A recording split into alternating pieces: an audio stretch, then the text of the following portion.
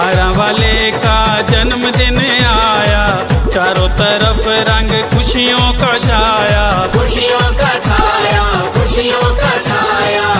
Cake काटेंगे महाराज, बधाई हो बधाई हो। केक काटेंगे महाराज, बधाई हो बधाई हो।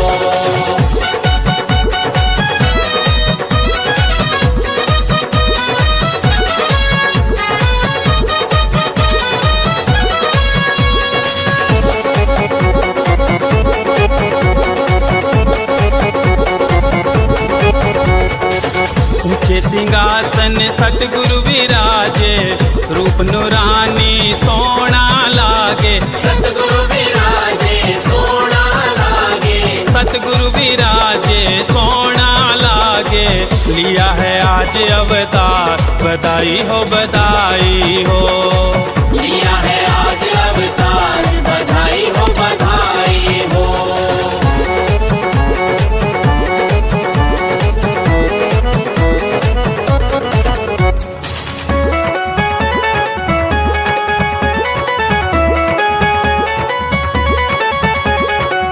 दर्शन पाने देवता आए, अर्शों से सबने फूल बरसाए, फूल बरसाए देवता आए, देवता आए फूल बरसाए।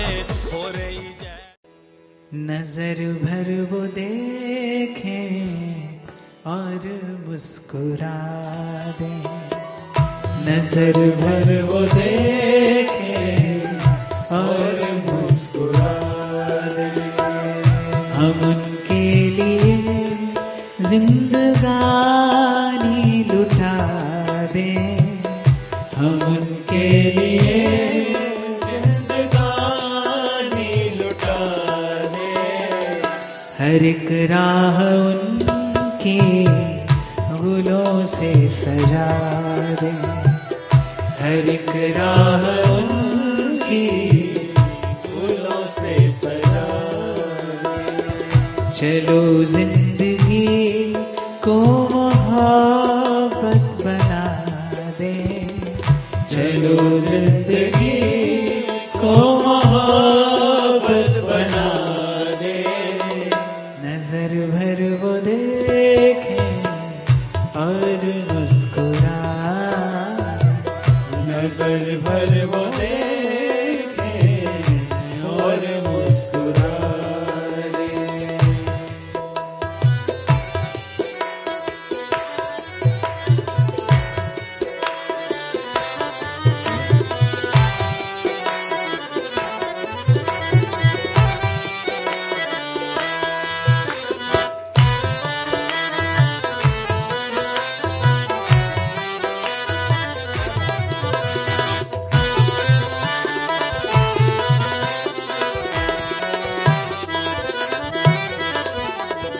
निगाहे करम उनका गर आज हो तो, निगाहे करम उनका गर आज हो तो। चलो उनके चेहरे से पर्दा हटा दे, चलो उनके चेहरे से पर्दा हटा दे। नजर भर वो देखें और मुस्कुरा, नजर भर वो देखें और मुस्कुरा।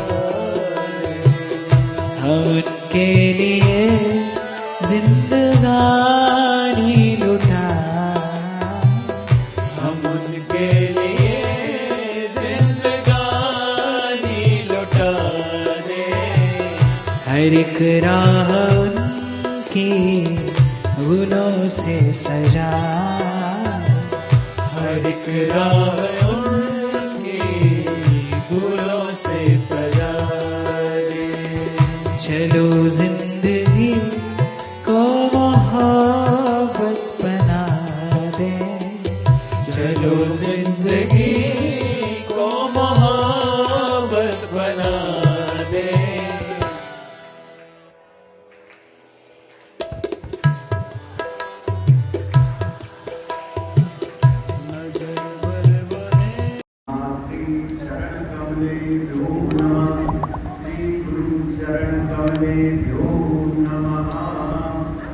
भूतगणादिसेवितं कपितजम्बूफलचारुभक्षणम् उमासुतं शोकविनाशकार्यक्रमं नमामि विघ्नेश्वरपादपम्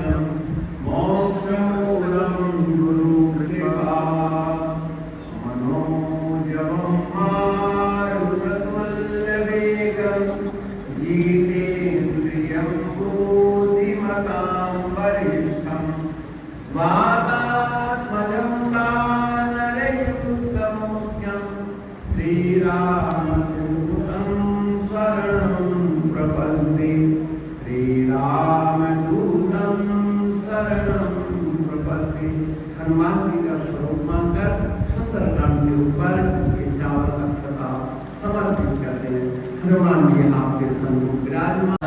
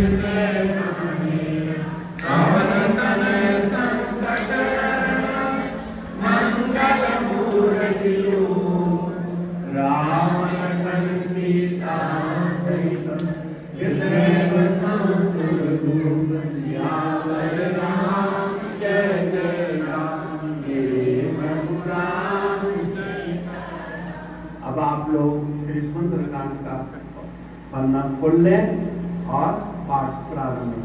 तथायरम बहुत है सुनो वीर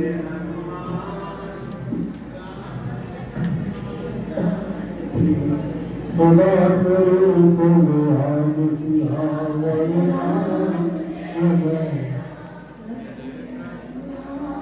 सीताराम। जो आप जी को श्री सुंदरकांड पाठ की तबियत दी गई है, पहले पेज पर भगवान श्री रघुवीर सरकार राम का पाठ बना हुआ है। प्रभु श्री राम जी को अगले पेज पर भगवान श्री राम की आती है, अगले भगवान श्री राम की आती होगी, फिर भगवान श्री सुंदरकांड पाठ, फिर श्री सुंदरकांड का पाठ होगा। हम सभी बड़े सौभाग्यशाली हैं जो श्री गुरु महाराज के परम धाम पर और गुरु महाराज के अध्यक्षता में समुचित सुंदरकांड का पाठ शनिवार के दिन कर रहे हैं। श्री महाराज हमारा हम सब की हाजिरी दूर करें, गुरु महाराज सबसे दूर करें, बड़ी श्रद्धा करते अनुसार के साथ समाप्त करेंगे। जय श्री राम, जय श्री कृपापति नमः। भगवान श्री राम की आज्ञा ओम जय जानकी नमः। ओम जय श्री रघुनाथ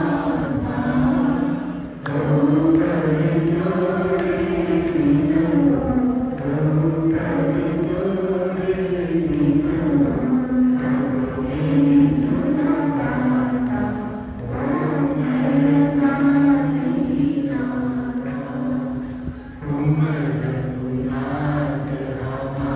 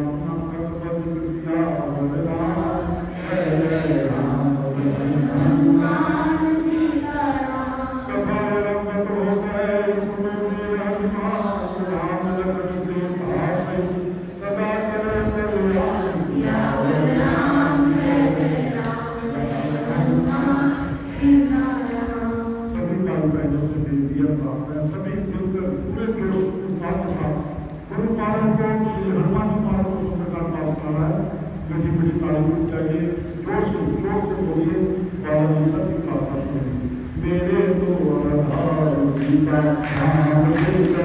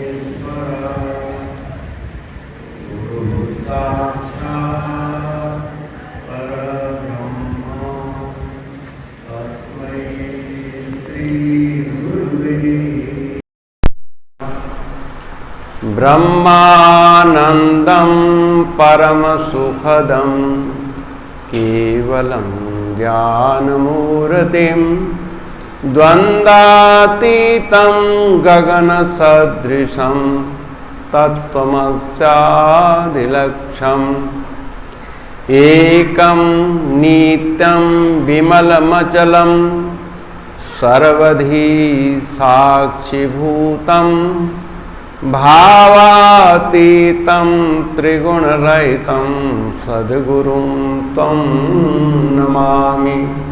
श्री सद्गुरुं त्वं नमामि। परम ज्ञान गुरुदेव मेरे रहु सदा अनुकूल, राघव मन मंदिर बसो बिनती करो कबूल। बोलो सच्चिदानंद भगवान की। श्री सद्गुरु भगवान जी के पवित्र छाया में बैठी हुई साध संगत जी, आज की शुभ घड़ी श्री सद्गुरु महाराज जी के अवतार दिवस का आप सबको बहुत बहुत बधाई हो, मुबारकबाद हो और सबके लिए शुभकामना करता हूँ कि आपका जीवन सुखमय, आनंदमय, उन्नति कारक बने। संतों का अवतार नित्य अवतार के तहत आता है। परमात्मा के तो यूं अनेकों अवतार हैं, पर दो अवतार प्रसिद्ध है, नित्य अवतार और निमित्त अवतार। निमित्त अवतार की गणना 24 अवतारों में है। विशेष रूप से किसी खास मकसद के लिए अवतार लेते हैं। और नित्य अवतार जो होता है, नित्य प्राणियों के लिए, नित्य मानव जगत के कल्याण के लिए उनका कैसे उद्धार हो, इसका ज्ञान प्रकाश देते हैं। हम एक वेद सार स्तवन का प्रार्थना करेंगे कि ये संसार का स्वरूप क्या है, परमात्मा का स्वरूप क्या है। श्री आद्य गुरु शंकराचार्य जी वेद सार स्तवन में गाते हैं, नमस्ते नमस्ते प्रभु विश्वमूर्तये नमः। सारे गाओ। नमस्ते नमस्ते प्रभु विश्वमूर्तये नमस्ते। नमस्ते नमस्ते चिदानंद मूर्तये नमस्ते। हे नमस्ते नमस्ते चिदानंद मूर्तये नमस्ते। नमस्ते नमस्ते तपोयोग गम्य नमस्ते। नमस्ते नमस्ते तपोयोग गम्य नमस्ते। नमस्ते नमस्ते श्रुति ज्ञान गम्य नमस्ते। नमस्ते नमस्ते श्रुति ज्ञान गम्य नमस्ते। बोलो सच्चिदानंद भगवान की। चराचर परब्रह्म परमात्मा जो है उसका दो स्वरूप है। एक है विश्व मूर्ति, विश्व में जो भी आपकी कल्पना आती है, विश्व में जो कुछ दृष्टि गोचर है वो सब परब्रह्म परमात्मा ही है। जैसे सूर्य, चांद, अग्नि, जल, पृथ्वी, वन, पर्वत, पहाड़। जैसे आप मणि महेश जाओ, वहां क्या है? विश्व मूर्ति है। आप लोग करवा चौथ के दिन चंद्रमा को अर्घ देते हो, क्या चंद्रमा को किसी मूर्तिकार ने बनाया है क्या? विश्व मूर्ति है परमात्मा का।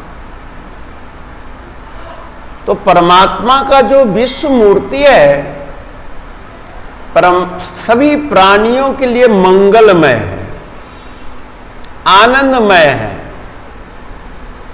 विश्व मूर्ति से कभी किसी को झगड़ा नहीं है, विश्व मूर्ति से किसी को नफरत नहीं है। विश्व मूर्ति के गोद में हम सब खेल रहे हैं, ठीक है। तो महाराज सारा विश्व मूर्ति तो आनंदमय है, तो हर इंसान दुखी क्यों है, परेशान क्यों है, अधर्म की वृद्धि क्यों होती है? यदा यदा हि धर्मस्य ग्लानिर्भवति भारत। जब जब धर्म के प्रति ग्लानि होती है तो विश्व मूर्ति से ग्लानि नहीं होती किसी को। ऑक्सीजन लेते लेते कभी कोई उबता है? बोलो, एसी की हवा में तुम उब जाओगे, ये पंखा के हवा में उब जाओगे, लेकिन मंद सुगंध हवा जो परमात्मा की है ऑक्सीजन के रूप में, उससे कभी मन भरा किसी का? नहीं भरा। तुम शरबत पीते पीते उब जाओगे, लेकिन पानी पीते पीते बचपन से आज तक हम लोग उबे नहीं, क्योंकि विश्व मूर्ति है। दुख कहां है, क्लेश कहां है? चिद मूर्ति। जो तुमने अपनी धारणा से श्रुति के आधार पर, अध्ययन के आधार पर जो निज रूप की परिकल्पना कर ली है, बस वो दुख का कारण है ना। घर में जो तुमने पूरी पकाई, कचौड़ी पकाई, समोसे पकाए, वो तेरे पेट का नुकसान कर सकता है, कर सकता है कि नहीं? लेकिन परमात्मा के पकाया हुआ फल कभी नुकसान नहीं करता। अब तुम फल का मुरब्बा बना लो, फल के अचार बना लो, वो नुकसानप्रद है। ऐसे ही हमारे अंदर जो विश्व मूर्ति की जगह चिन्मय मूर्ति, चिद मूर्ति का जब हम निर्माण कर लेते हैं, बस वो दुख का कारण है। और वहीं पर झगड़ा है, ये राम है, कृष्ण है, राधे हैं, हनुमान है, शेरा वाली है ना। अब एडवर्टाइज इतना हो जाता है किसी चीज का, तो आदमी जो है चिन्मय मूर्ति का परित्याग करके उस श्रुति के आधार पर चल पड़ता है। तो संतों ने क्या कहा, अगर विश्व मूर्ति को अनुकूल बनाना चाहते हो तो तप और योग का सहारा लेना पड़ेगा। तप यानी परिश्रम, योग माने मन की एकाग्रता। और तुम्हारे अंदर की अपनी कल्पना से जो तुम्हें दुख हो गया है, उस दुख का निवारण एकमात्र है श्रुति। प्रथम भक्ति संतन कर संगा, और दूसर मम रति कथा प्रसंगा। श्रुति सुनो, जब सुनोगे तो तुम्हारी सोची हुई जो धारणा है उसमें टूट फूट होगी, उसको हम गढ़ेंगे, सुंदर गढ़ेंगे। जैसे डॉक्टर बनाना है, इंजीनियर बनाना है, तो श्रुति ही तो है। किसी को शैतान बनाना है, किसी को दुष्ट बनाना है, कुसंगति की बात कर दो, अपने आप दूषित हो जाएगा। डॉक्टरी का लेक्चर सुनेगा तो डॉक्टर बन जाएगा, भक्त का चरित्र सुनेगा तो भक्त बन जाएगा, दुष्टों का चरित्र सुनेगा तो दुष्ट बन जाएगा। ये प्रकृति है, जैसी संगत वैसी रंगत। तप में क्या, श्री सद्गुरु महाराज जी जिनका आप जन्मदिन मना रहे हैं, श्री गुरु महाराज जी अल्मोड़ा जिला, उत्तराखंड अल्मोड़ा जिला ताकुला ग्राम में अवतरित हुए, उपाध्याय परिवार में। लेकिन आगे उपाध्याय जी थे शिव वल्लभ उपाध्याय, पुरखे थे जो उस गांव को बसाया। जब वो आए तो शौच आदि से निवृत्त हो लिए, पर कहीं पानी नहीं मिल रहा था, अकाल पड़ी हुई थी, जहां स्नान कर सकें ऐसा जल नहीं मिल रहा था। लोगों से पूछा कि क्या बेटा यहां कहीं पानी की व्यवस्था नहीं है? तो एक ग्रामीण भक्त ने ताना दिया, महाराज आप षोडशी कर्मकांडी नजर आते हो, तो लोगों ने तो बाण से गंगा प्रकट कर दिया अर्जुन ने, तो क्या आप मंत्र बल से जल नहीं पैदा कर सकते? महाराज जी के पूर्वज को ठेस पहुंच गई, ठेस पहुंच गई। बेटा पानी मिलेगा, लेकिन मैं पहले हाथ प्रक्षालन तो कर लूं। तो कहीं एक तालाब में जरा सा पानी था, बहुत गहरी बावड़ी थी, उसमें जरा सा पानी था। चरवाहों ने कहा वहां पर थोड़ा जल होगा, आप जाओ। और वहां पर गए, जैसे तैसे आचमनी करी और कुशासन डाल करके और वरुण के आवाहन करने लगे। मंत्र बल क्या है? एक नंगल की कथा सुनूंगा, एक बात सुना के फिर वाणी को विराम दे दूंगा। महाराज जी बैठे रहे, तप करते रहे, और तप करते करते उनका ध्यान लग गया, और ध्यान में देहाध्यास भूल गए। हम आप ध्यान करते हैं, देहाध्यास युक्त होकर करते हैं, देहाध्यास नहीं भुलाते हो। फीलिंगलेस, जैसे आप सो जाते हो ना गहरी नींद में, क्या आपको मालूम होता है कि मैं सर्दी में हूं, गर्मी में हूं, घर में हूं, आश्रम में? कोई पता लगता है?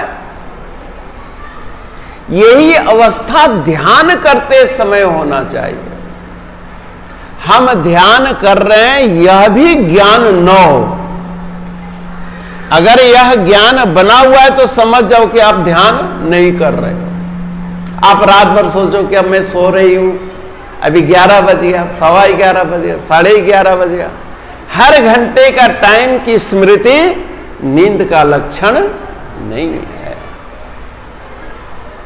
ध्यान, महाराज जी ध्यान करते करते ध्यानस्थ हो गए और वरुण देव ने दर्शन दिया। बोले शिव वल्लभ आप आगे आगे चलो और मेरी धारा पीछे पीछे चलेगी, और जिस जगह पर जल धारा नीचे 90 डिग्री में कुछ गहराई में गिरे वहां पर मेरी मूर्ति है, शंकर जी की मूर्ति है, वहां पर मंदिर की स्थापना करा देना। जैसे भागीरथ चले, गंगा पीछे पीछे बंगाल की खाड़ी तक कपिल मुनि के आश्रम तक गई, ठीक ऐसे ही श्री गुरु महाराज जी की पूर्वज श्री शिव वल्लभ उपाध्याय जी साधना करके और वो चल पड़े और पीछे पीछे जलधारा बहने लगी, और जलधारा बहते बहते एकदम पहाड़ की किनारे पहुंचे, वहां जाके जल गिरा। उसी का नाम है गणानाथ जी। आज भी वहां गुरु महाराज जी के जन्मभूमि में आश्रम है, गणानाथ मंदिर में जाओ। महाराज जी की कृपा से मार घड़ियाल घंट संग के साथ में गया था एक दफा, बहुत जब आश्रम नहीं बना था तब वहां रहे। उनके चमत्कार को सुनकर के वहां के राजा जो थे महाराज जी को बुलाए, बोले महाराज हमारे यहाँ अकाल पड़ जाती है, कोई उपाय करो। तो बोले भाई चरु मंगाओ, हवन सामग्री मंगाओ। तो वहां के कुछ दुष्ट लोग भी होते हैं, धर्म अधर्म छाया धूप की तरह रहते हैं। तो उन्होंने काले तिल की जगह लोहे का चूरा भेज दिया, जो खराद में होता है ना, बारीक चूरा, वो इतना काले तिल के जगह डाल दिया, जौ डाल दी और सब कुछ डाल दिया। महाराज जी देखे कि ये तो मेरे साथ छल कर रहे हैं, ये लौह चूर्ण है। महाराज आप में तो ताकत है, आप जला सकते हो। बोले हाँ बेटा, अग्नि तो सब कुछ जला सकती है। और उन्होंने मंत्र पढ़ा और उसकी आहुति दी, और तब से उनके आगे का वंश चल पड़ा लोहोत्री। क्या नाम चल पड़ा? आजकल अपभ्रंश होकर के लोहनी लोहनी कहलाने लगे, लेकिन उनके पूर्वज उपाध्याय फिर लोहोत्री, लोहनी बने। लोहनी से आजकल लोहनी गोत्र चल पड़ा। लोहा की आहुति दी, अद्भुत महाराज जी का चरित्र रहा। फिर उनके इस प्रभाव से राजा बड़ा प्रसन्न हुआ। बोले महाराज आप हमारे ही राज्य में निवास कीजिए, आप ठहरिए यहाँ। बोले बेटा मेरे पास तो कोई जगह है ही नहीं, जगह खरीदने के लिए पर्याप्त धन भी नहीं है, तो मैं कहाँ ठहरूं? बोले महाराज जगह जितनी मर्जी ले लो, जंगल ही जंगल है।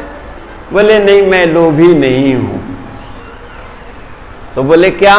बोले मैं एक कद्दू का बीज लगा देता हूं, और वो कद्दू का बीज जितना दूर में फैल जाए वो जगह मुझे दे दो। समझ गए? कद्दू जरा हलवा कद्दू होता है। महाराज ने कहा महाराज ये क्या होता है, आप बगीचा ले लो, गांव ही ले लो। बोले नहीं नहीं, विष्णु भगवान वाला बात हो गई, मैं तो 3 ही पग लेता हूं भाई।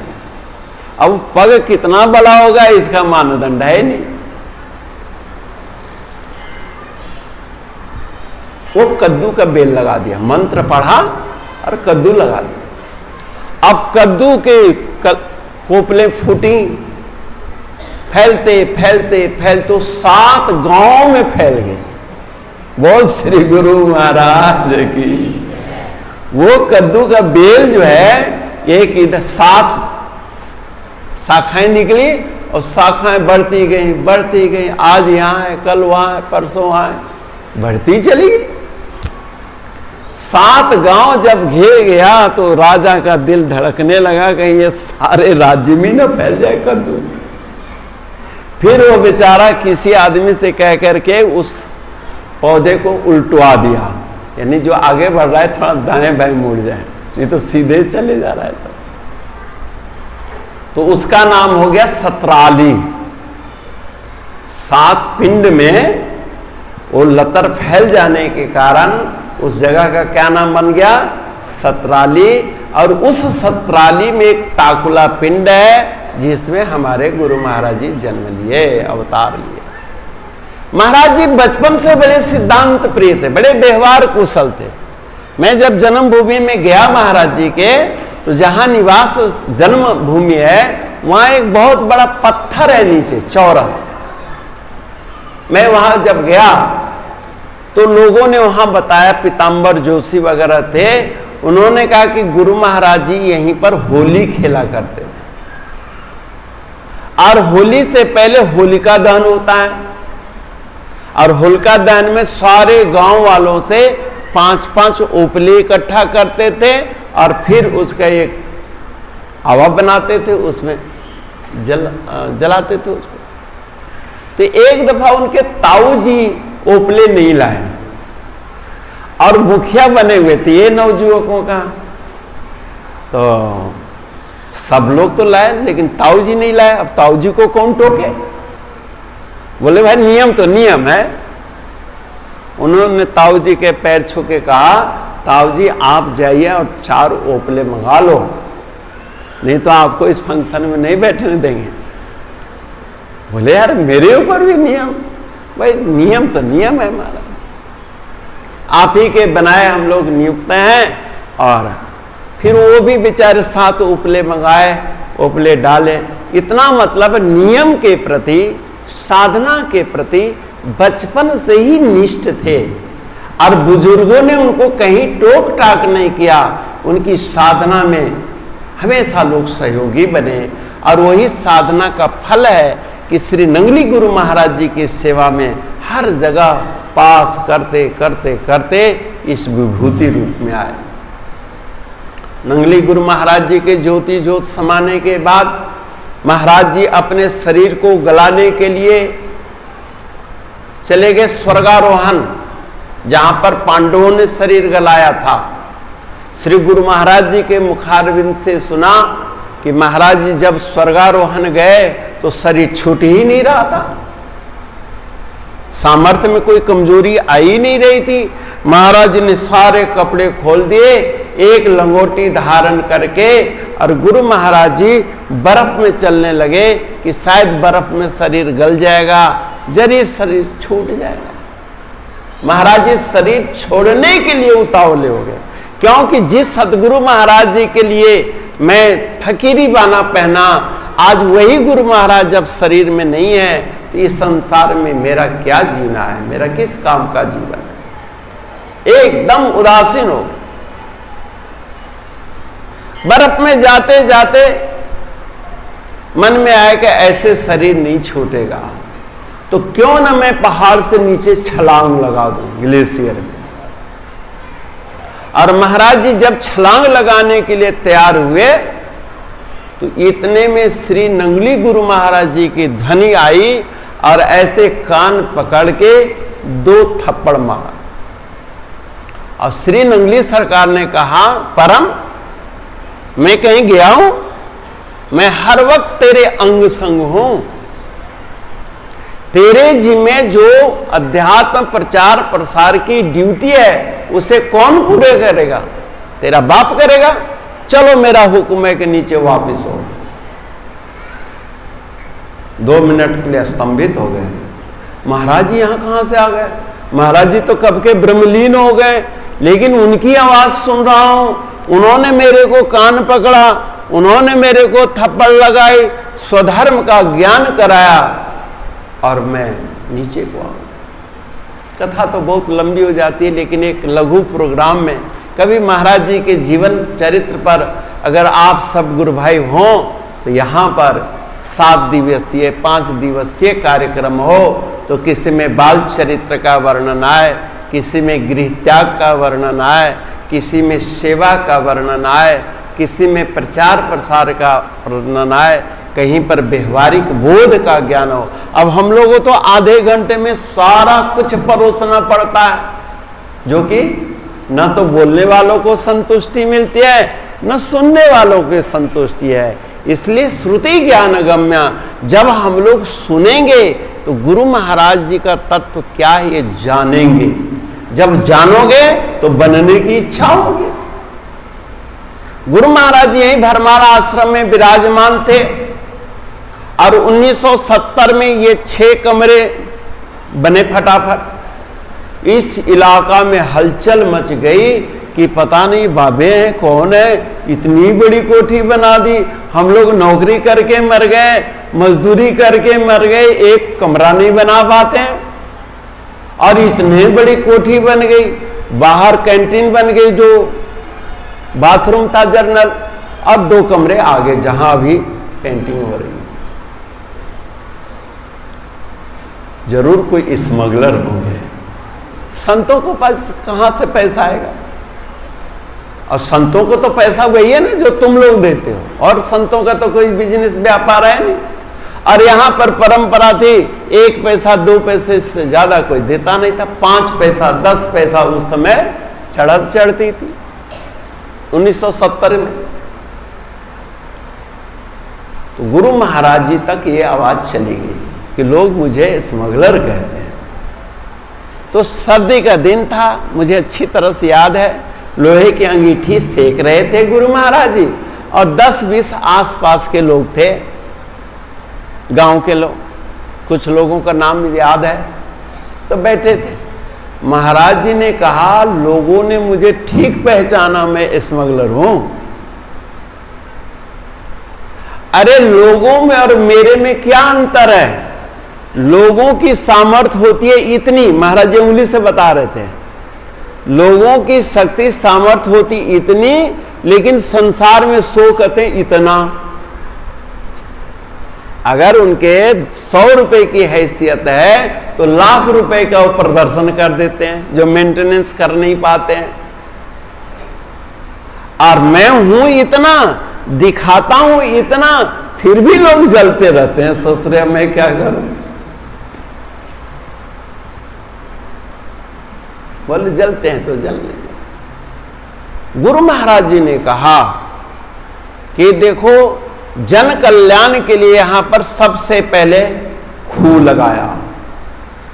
और ऐसा बताते हैं कि इस आश्रम के बनने के पहले श्री नंगल गुरु महाराज जी भी इधर आया करते थे हिमाचल में। जैसे बापू परमानंद जी हैं, बापू विश्वेश्वरानंद जी, रहन के आगे है ना, कौन सी जगह है, ब्रोट में भागते हैं, शायद वहां की बहन भी आई है, उनके वंशज हैं, बहू, भतीज बहू। तो कहने का मतलब उन लोग इधर लाया करते थे। गुरु महाराज जी की पालकी यहां पर ठहरी थी कभी, ये महाराज जी ने कहा। आखिर इस जगह पर प्रेरणा क्यों बनी आश्रम की? यहां पर श्री नंगल गुरु महाराज जी का भी चरण पड़ा है खूह के पास। सड़क पर जाते हुए वहां कोई वृक्ष था, उसकी छाया में थोड़ी देर के लिए विश्राम किया, और आज गुरु महाराज जी ने आध्यात्मिक वृक्ष बना दिया। एक बात महाराज जी कहते थे कि देखो, मैं पुजारी था दिल्ली आश्रम में, यहां भी 1974 में हमने पुजारी का काम किया, एक कमरे में होता था। तो दिल्ली में पुजारी का काम कर रहा था, 1977 की बात है। उस समय मोरारजी देसाई का प्रचार प्रसार चल रहा था। तो मैं गुरु महाराज जी का मंत्र पढ़ रहा था और चंदन लगा रहा था। 10-20 इकट्ठे हो गए लोग, तो अब जनता पार्टी जीतेगी, तो अब कांग्रेस जीतेगी, तो फलाना जीतेगा, यही सब लोग बात कर रहे थे। संजोग से महाराज जी वहां मौजूद थे। महाराज जी ने किसी भक्त को भेजा कि जाकर देखो ये बात क्या कर रहे हैं, कहना किसी को मत, बस देख करके आ जाओ। तो शुक्र है मैं मंत्र पढ़ रहा था, महाराज जी के चंदन लगा रहा था, लोग गप लगा रहे थे। आरती करने के बाद गुरु महाराज जी के आगे आरती ले गए हम लोग बाहर। महाराज जी ने आरती लेने से पहले मेरे हाथ पकड़ लिए थे, बोले आश्रम क्यों बनाए जाते हैं? मैं चुप। बोलो आश्रम क्यों बनाया जाता है? और आश्रम में भी पूजा घर। लोग, गृहस्थ लोग या संसार में लोग इस गेट के बाहर तड़पते हुए, तपते हुए, चिंतातुर, व्याकुल, व्यग्र अवस्था में क्यों ना हो, गेट के अंदर आते ही उनको आत्म शांति मिलनी चाहिए। बोल श्री गुरु महाराज की। आत्म शांति मिलनी चाहिए। जैसे धूप में तड़पता हुआ व्यक्ति बरगद अथवा किसी वृक्ष के घनी छाया के नीचे चला जाए तो तुरंत उसको राहत मिलती है कि नहीं? बिना नहाए, बिना पानी पिए शीतलता के उसको आभास होता है। बेटा यहां पर तो राजनीति की बात हो रही है, तो ये तो ऐसे है जैसे बबूल के वृक्ष के नीचे की छाया। बबूल के वृक्ष में ऐसे बिरले बिरले पत्ते होते हैं, घनी छाया नहीं बनती है। ऐसे जिन धर्म स्थानों में निंदा, चुगली, बैर, विरोध, कलह, क्लेश का वातावरण होता है, या जिस घर गृहस्थी के अंदर वातावरण होता है, वहां पर घनी छाया, अध्यात्म की घनी शांति नहीं मिलती है। अगर घनी छाया है तो महाराज जी कहते, बटु विश्वास अचल निज धर्मा, तीर्थ राज समाज सुकर्मा। जो शुभ कर्म है यही घनी छाया है। बटु विश्वास, बट कहते हैं बोड़ के पेड़, है ना, बट वृक्ष को बोड़ कहते हैं, बटु। यही शंकर का स्वरूप है। यानी जहां पर जाकर के आत्म शांति मिले वहां पर वृक्ष है। एक घटना, दूसरी घटना, नंगल बिहाला में भी ऐसे ही अकाल पड़ गई थी। श्री गुरु महाराज जी मौजूद थे। नंगल बिहाला के गांव के लोग गए, महाराज हमने सुना है मंत्रों में बड़ी ताकत होती है, बारिश होनी चाहिए, बरसात करा देते हैं। महाराज जी ने कहा क्यों केशवानंद, है कोई ऐसा यज्ञ? हाँ महाराज, वरुण यज्ञ है, तुम करा सकते हो। तो स्वामी जी कर्मकांड में कुशल थे। बोले हाँ महाराज, लेकिन शुद्ध पैसा हो, पैसा जो हो बिल्कुल शुद्ध हो और शुद्ध सामग्री हो, आपके कर कमलों से हो जाएगा। महाराज जी यजमान भी शुद्ध सात्विक होना चाहिए, जिसकी चिदानंद मूर्ति शुद्ध और पवित्र हो। महाराज जी ने कहा ऐसा आदमी कहां मैं ढूंढूं, चलो मैं ही आता हूं।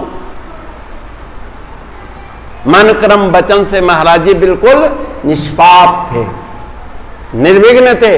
बोले मैं तेरा यजमान बन जाता हूं, और पैसा महाराज मेरे थैला में जो चढ़ गया है ये शुद्ध पैसा है, जो खून पसीने की कमाई से जो लोग ने मुझे दिया है, ये गुरु महाराज जी की कृपा से पवित्र हो गया।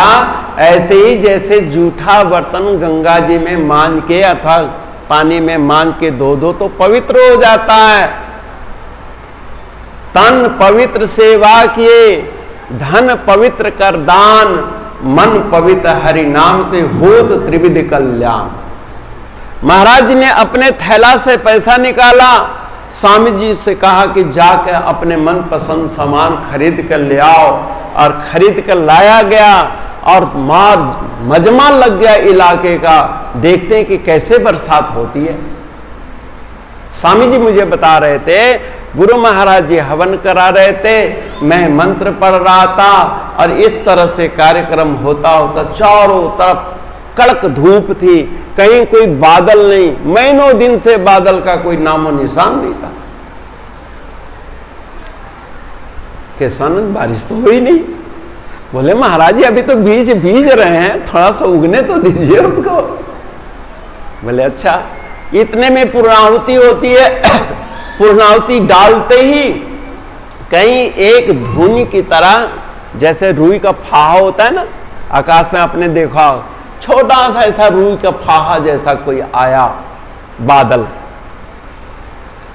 और देखते देखते वो घटा छा गई। नंगल बिहाला की बात कह रहा हूं, बहुत दूर की बात नहीं।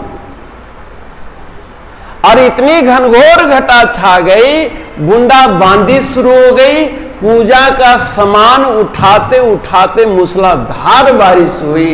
ये स्वामी जी के शब्द में आपको महाराज जी के चरणों में सुना रहा हूं। बोलो सच्चिदानंद भगवान की। उसके बाद नंगल बिहाला का इतना प्रचार हुआ कि जिसका कोई हिसाब नहीं। तो कहने का मतलब, आप ऐसे सदगुरु के शिष्य हो, ऐसे गुरु घर के शिष्य हो, बस अपने मन को धो, और वो धुलेगा व्यवहार की कुशलता से, व्यवहार की निष्कपटता से। इसलिए भाई और बहनों, आप सबका जीवन स्वस्थ सुधरे, और रोज जो है महाराज जी का प्रवचन सुना करो, सुना ना करो तो स्मृति किया करो, तब देखो तुम्हारे जीवन में सुख शांति की लहर बहर होती है कि नहीं। हम लोग तो प्रत्येक दिन, राजबहन जी यहाँ बैठी थी, मुझे सुनाई कि एक दफा लंगर में आटा खत्म हो गया। उन दिनों में आटा खत्म हो गया। रात को लंगरी ने कहा कि बहन जी लंगर में तो आटा ही है नहीं। बोले अभी 10 सेवक आ जाएंगे, भगत आ जाएंगे तो क्या खिलाओगे? बोले सानू नहीं पता, खिचड़ी खवा देवांगे। बोले चंगा। तो बोले यार 4 दिन पहले बताते, आटा पिसवा लेते, गेहूं तो है, लेकिन अब रात में आटा कौन पीसे। इतने में बहन जी बताती हैं कि तलवाड़ा से कोई भक्त आया, दर्शन या जो भी होंगे, और 2-4 गुत्थियां आटा कर पिसा पिसाया ले आए। बोल साचे दरबार की। बोलो लो, अब 10 आए चाहे 100 आदमी आए, आटा भी आ गया। तो ये कल्प वृक्ष है, और मैं तो प्रत्येक क्षण इसका अनुभव करता हूं, प्रत्येक क्षण अनुभव करता हूं। लेकिन कहने का, जब कोई आता है तो ऐसा महाराज जी की लीला याद आती है, उसको सुनाने की कोशिश करता हूं, अगर कोई सुनने वाला हो तो। क्यों कि श्रद्धावान व्यक्ति को ही सुनाना चाहिए, निंदक को, मनमुख को तो गीता में भी भगवान कहते मेरी कथा नहीं सुनना चाहिए। इसलिए अपने चित्त को शुद्ध और पवित्र बनाओ। तो हमने आपके कहा चिद मूर्ति गुरु महाराज जी के ध्यान करो। ध्यान में गुरु महाराज जी ऐसी शख्सियत है कि आपकी चित्त वृत्ति को रिफ्लेक्स करते हैं। आप शीशा में देखते हो ना अपने आप को, शीशा आपके चेहरे को हूबहू रिफ्लेक्स कर देता है। दीवार नहीं करेगी, फर्श नहीं करेगा, आसमान नहीं करेगा। शीशा के आगे जाओगे तो क्या दिखाएगा? तुम्हारा चेहरा। जब तुम गुरु महाराज जी के ध्यान में बैठेगो तो ध्यानस्थ जो मूर्ति होगी आपकी चित्त वृत्ति को रिफ्लेक्स कर देगी। आप क्या सोच रहे हैं, आपकी बुद्धि क्या निश्चय कर रही है, आपको क्या सोचना चाहिए, तुरंत आपकी सुधार हो जाएगा। तो आपका जीवन सुधरे, आनंदमय बने। इसी शुभकामना के साथ ध्यान मूलम गुरु मूर्ति, बोलो ध्यान मूलम, ध्यान मूलम गुरु मूर्ति, पूजा मूलम गुरु पदम, पूजा मूलम गुरु पदम, मंत्र मूलम गुरुर्वाक्यम, मंत्र मूलम गुरुर्वाक्यम, मोक्ष मूलम गुरु कृपा, मोक्ष मूलम गुरु कृपा।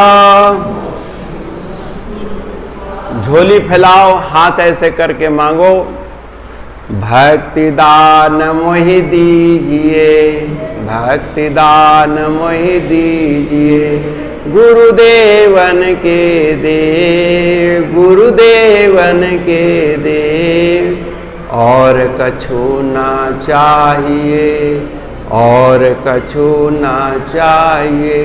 निस दिन तुम्हारी सेव, निस दिन तुम्हारी सेव। तो हम लोग ये सोचेंगे कि हम क्या कर सकते थे, क्या कर रहे हैं और क्या कर सकते हैं। ये महाराज जी प्रेरणा दें। आज मैं श्री गुरु महाराज की सभी लोग अपने जगह पर खड़े हो जाएं।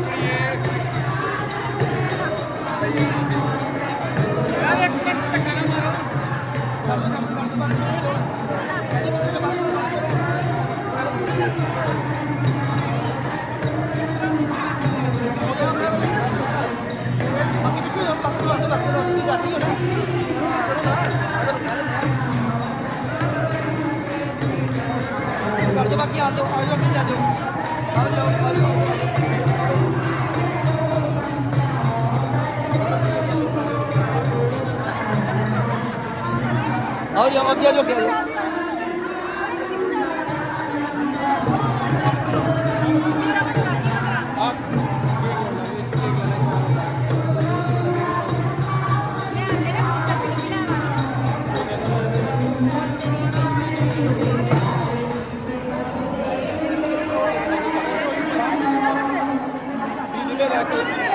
उधर ना जलेबियां वाला डब्बा पे